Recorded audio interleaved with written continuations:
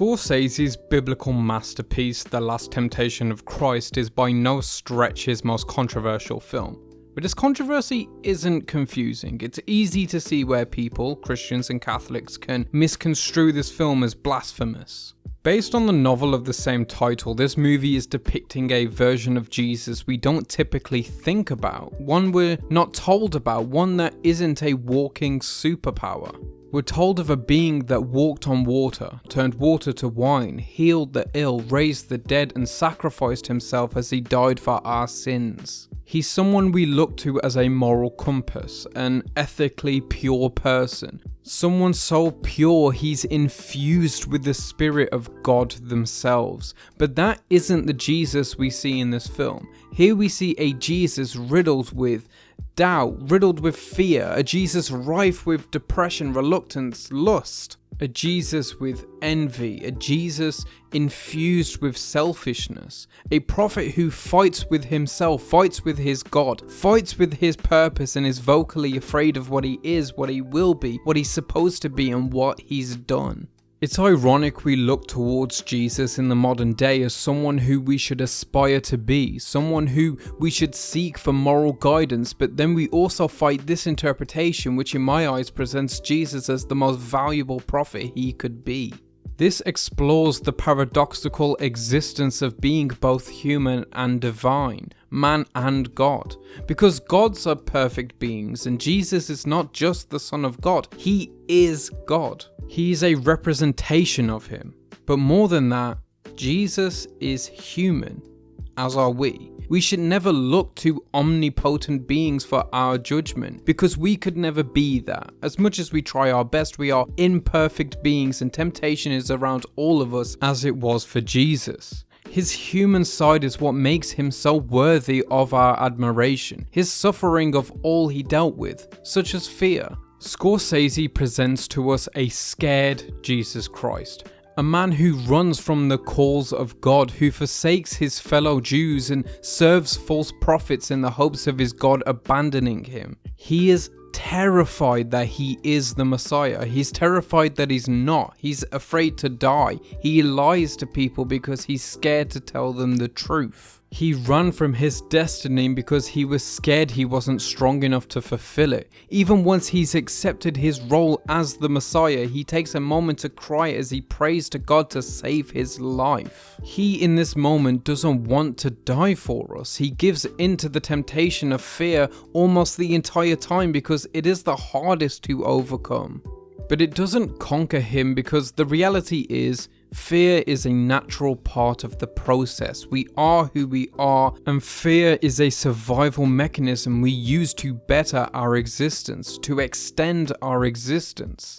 But the way we conquer it is to overcome it, experience the fear, and then find a way to move on from it. Jesus doesn't want to die. He doesn't long for the cross, but he dies by it regardless because he understands it's what he must do despite his reluctance. That is something we should look towards, not a man who has no fear, not a God who has never known it. We should look towards someone who has experienced fear, accepts it and goes forward anyway. Scorsese was met with death threats for this exceptionally human depiction of Jesus, but how are we meant to relate to look up to a more than human man? He's an immortal soul trapped in a temptation-filled mortal existence, and that is the compelling nature of his story. Not the miracles, not the resurrection, and not his messages. The messages mean nothing if they come from a perfect being. How are we supposed to blindly follow someone who has never experienced doubt?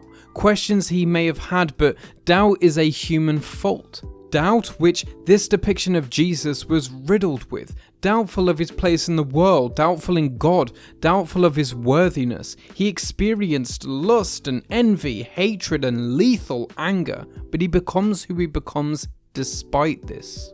The main belief is that Jesus remained celibate till his dying day, that he remained unmarried, but he has earthly desires with heavenly intent. These desires are presented in his last vision on the cross, and though I understand the frustration behind these choices, it's working towards the ideas that Jesus is partly human. There's a moment where this film brings to you the idea that the concept of Jesus is more powerful, more important than Jesus himself. And that's essentially the attitude of the modern day Christian, but for them the symbol of Jesus dying for us is enough to compel. But to me, to this film, the idea of Jesus struggling to live first is much more compelling. The last temptation of Christ is escaping death, escaping his purpose, evading our sins in favor of starting a family. He imagines himself giving in to this temptation brought to him by what he thought was a guardian angel but is actually the devil.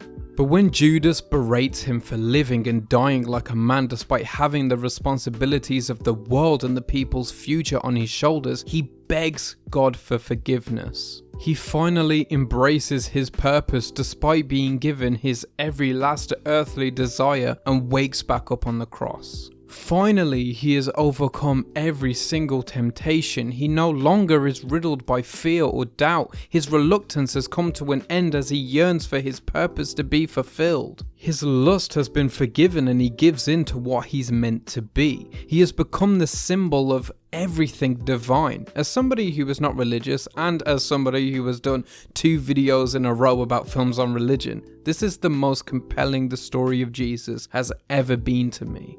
I relate to this version of the Messiah in a multitude of ways. This is a person I would look to in retrospect and wonder what he would have done in my place. This is someone that I could look to in the heavens and wonder, what would you do right now? The perfect being that Catholics and Christians try to preach to me, I don't understand, I can't relate to, I can't look towards, because what am I supposed to do with that? Me personally, I can't take the advice, I can't look towards someone who is perfect, and I don't want to strive to be perfect because I know I never will, and that's just setting myself up for failure.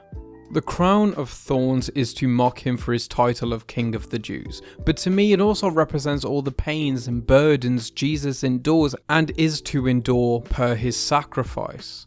Judas is presented here as morally sound, even more so than Jesus himself at times, which is again blasphemous but also understandable in context. The follower of an ideology should believe in it more than the man who preaches it. The gospel says that Judas was under Satan's influence when he betrays Jesus, but the harder truth and the better lesson would be that he never truly did, because this version tells us that God's message is more powerful than Satan's influence. Judas betrays Jesus because he's asked to despite not wanting to. See, this film not only humanizes the concept of Jesus, but all that's around him, including the reason behind his downfall. This film caused Scorsese so much grief and burden because of it. It expresses a lot of his own fear and doubt, and he was rejected and threatened for it, but it is one of his many masterpieces. It is a symbol of his humanity, his place in cinema, and represents everything he is as a filmmaker and soul.